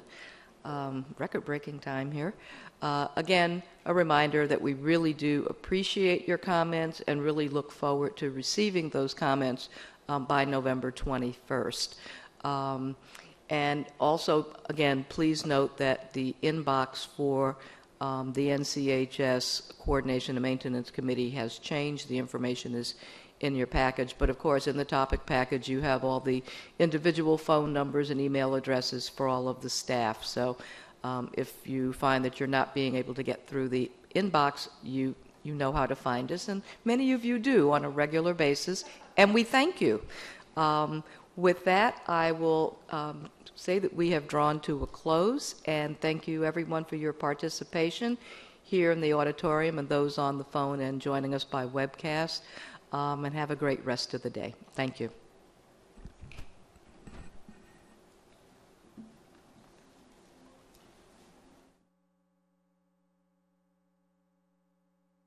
Comment, there's a pair of glasses up here, so I'm not sure.